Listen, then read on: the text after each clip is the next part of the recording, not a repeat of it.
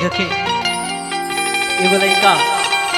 एगो लड़की से बेपनाह मोहब्बत कैले बा और वो लड़का के धोखा दे दिले बा। एक दिन अचानक वो लड़का से वो लड़की के मुलाकात हो गई बा और वो बड़ा दिल में दुख दर्द लेके वो लड़की से वो लड़का कहता, कैसे कहता और कौना भाव में कहता है भैया।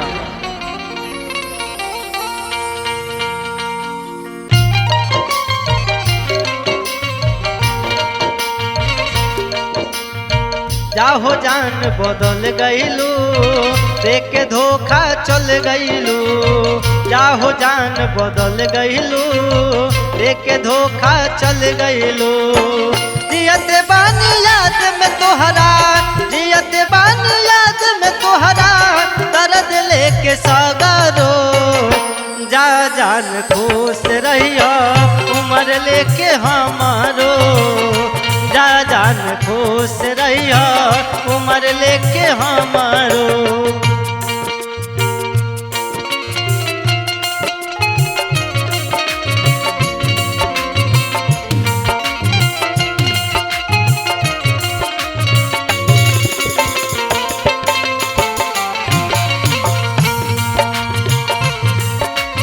वाह योगेंद्र भैया, और कोनो जवाब नहीं थे।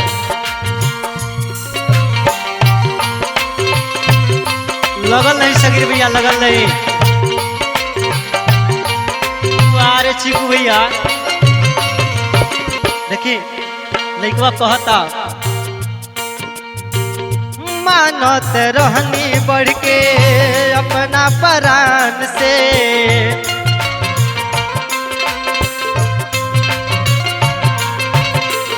तोहरा के छोड़ के बाद दुनिया जहान में।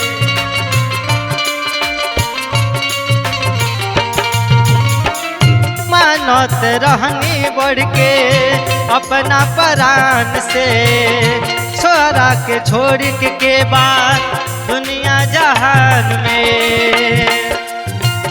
और बड़ा दुख में कहता, तोहरा के छोड़ के अखिया, तोहरा के छोड़ के अखिया कतही न ठहरो।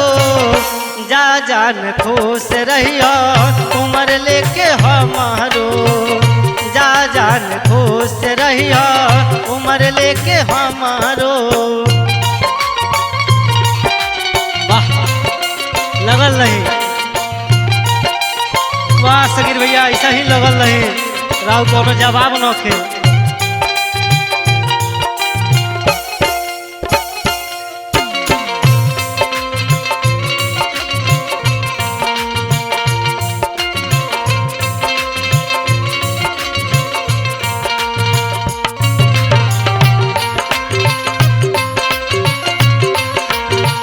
वाह चीकू भैया लगल रही।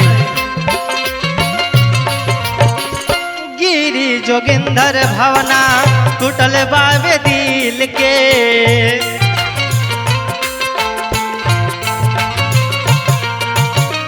खुश बाड़ू जान तू तो दूसरा से मिल के।